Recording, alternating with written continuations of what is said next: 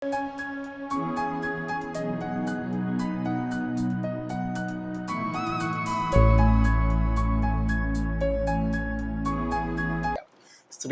Sir ഈ പ്രമേഹ രോഗവും ഈ ലൈഫ് സ്റ്റൈൽ ഡിസീസസ് ഒക്കെ വളരെ കൂടുതലാണ്.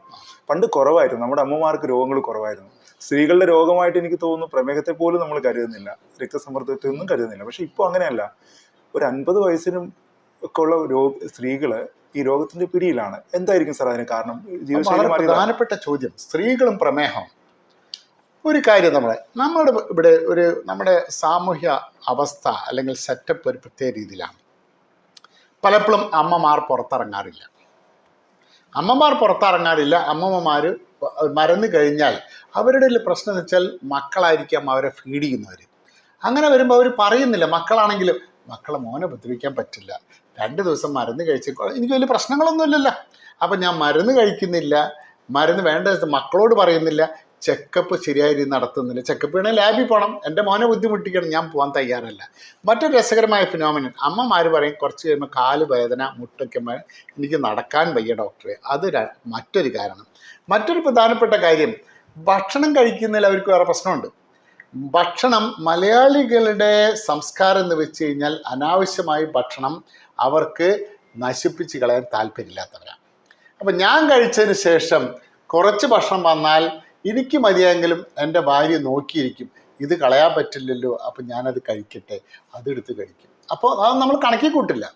നമ്മൾ ഡോക്ടർമാർ ചോദിക്കുമ്പോൾ അമ്മമാർ പറയും ഞാനൊന്നും കഴിക്കാറില്ല, ഇതൊന്നും അവർ കണക്കി കൂട്ടില്ല. അപ്പോൾ അങ്ങനെ അവരുടെ ഭക്ഷണം കുറച്ചും കൂടി ഇറാറ്റിക്കാണ്. പക്ഷേ അവർ ഭക്ഷണം മറ്റുള്ളവർ കഴിക്കാൻ വേണ്ടി കാത്തു നിൽക്കും. ചിലപ്പോൾ അത് കഴിഞ്ഞിട്ട് ഞാൻ കഴിക്കാം, എന്നിട്ട് ഞാൻ കിടക്കാം എന്നുള്ള അവരുടെ ഒരു മലയാളിയുടെ നല്ല സ്വഭാവത്തിൽപ്പെട്ട ചില കാര്യങ്ങൾ നമ്മളുടെ പ്രമേഹത്തിൻ്റെ ചികിത്സാ വിധി കുറച്ച് സങ്കീർണതയിൽ എത്തിച്ചിട്ടുണ്ട് എന്ന് പറയാതിരിക്കാൻ നിവൃത്തിയില്ല. കുട്ടികളിലും ഉണ്ടല്ലോ സാർ, ടൈപ്പ് 1 അല്ലാതെ ടൈപ്പ് 2 ഡയബറ്റീസ് ഉള്ള കുട്ടികളുണ്ട്. വല്ലാതെ അമ്പരപ്പിക്കുന്ന ഒരു വിവരമാണ് സാർ അത്. എന്തുകൊണ്ടാണ് കുട്ടികളിൽ അങ്ങനെ? അത് ഈ ചോദ്യത്തിനാണ് ഉത്തരം കണ്ടുപിടിക്കേണ്ടത്. ഇപ്പം ഞങ്ങളുടെ ഈ പ്രമേഹത്തിന് വേണ്ടിക്കൊണ്ട് മാത്രമുള്ള സ്ഥാപനത്തിൽ ധാരാളം കുട്ടികൾ രജിസ്റ്റർ ചെയ്തിട്ടുണ്ട്. ടൈപ്പ് 1 അല്ല, ടൈപ്പ് 2.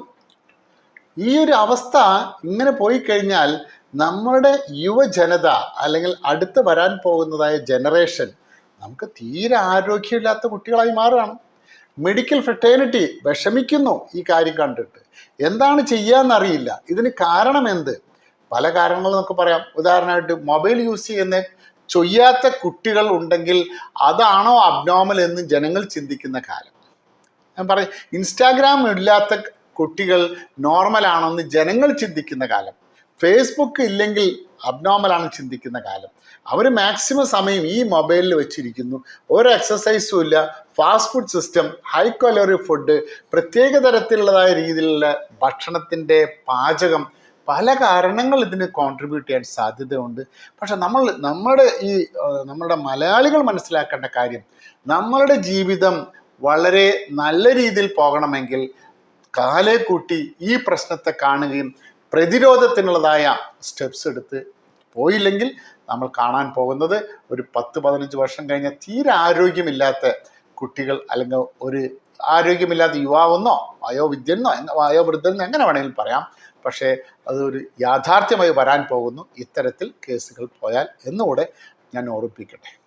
സാർ, ജീവിതത്തിൽ പ്രമേഹത്തിനൊപ്പം സഞ്ചരിച്ച് ജീവിതം മധുരമുള്ളതാക്കാൻ ശരിക്കും എന്താണ് ഒരാൾ ചെയ്യേണ്ടത്? വളരെ സിമ്പിൾ.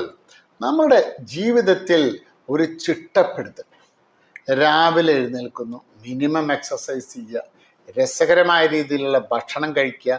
ഭക്ഷണം കഴിക്കുമ്പോൾ, ഭക്ഷണം പാചകം ചെയ്യുമ്പോഴും അതിന് നമുക്ക് കുറച്ച് എണ്ണ അധികം ഉപയോഗിക്കാതിരിക്കുക. എണ്ണ ഉപയോഗിക്കുന്നതിൽ തെറ്റില്ല, ഏതെണ്ണ വേണമെങ്കിലും ഉപയോഗിക്കാം, പലതരത്തിലുള്ള എണ്ണ ഉപയോഗിക്കുക. അങ്ങനെ നമുക്ക് എണ്ണയെ നമുക്ക് ഇത് ചെയ്യാം. പ്രോട്ടീൻ കഴിക്കാം, ഫസ്റ്റ് ക്ലാസ് പ്രോട്ടീനായ മുട്ട, പാല്, പല സാധനം പയറുവർഗ്ഗങ്ങളൊക്കെ നമുക്ക് കഴിക്കാം. അതോടുകൂടെ തന്നെ വ്യായാമത്തിൻ്റെ കാര്യം സൂചിപ്പിച്ചു. ജീവിതം കുറച്ചും കൂടി റിലാക്സ് ചെയ്യാൻ വേണ്ടിക്കൊണ്ട് യോഗ പോലുള്ള കാര്യങ്ങൾ ചെയ്യുന്നത് കുഴപ്പമില്ല, അതും ചെയ്യാം. അത്തരത്തിൽ നമ്മുടെ ഉച്ചയ്ക്ക് ഭക്ഷണം കറക്റ്റായിട്ട് കഴിക്കാൻ നോക്കുക. ടെൻഷൻ കുറച്ച് ഒഴിവാക്കുക. മടി പിടിച്ച് കൂടുതൽ നേരം ഇരിക്കാതിരിക്കുക. 30 മിനിറ്റിനേക്കാളും കൂടുതൽ ഇരിക്കാതെ 30 മിനിറ്റ് കഴിഞ്ഞൊരു 10 സ്റ്റെപ്പൊക്കെ നടന്ന് പുകവലി നടത്താതിരിക്കുക. അപ്പം അങ്ങനെയുള്ള ചില കാര്യങ്ങൾ നിയന്ത്രിക്കുകയും ശ്രദ്ധിക്കുകയും ചെയ്താൽ തീർച്ചയായിട്ടും നമുക്ക് ഇതിനെ പിടിച്ചു നിർത്താൻ പിടിച്ചു കെട്ടാൻ പറ്റും എന്നുള്ള കാര്യം പറയാതിരിക്കുന്ന വയ്യ. വളരെ നന്ദി സാർ.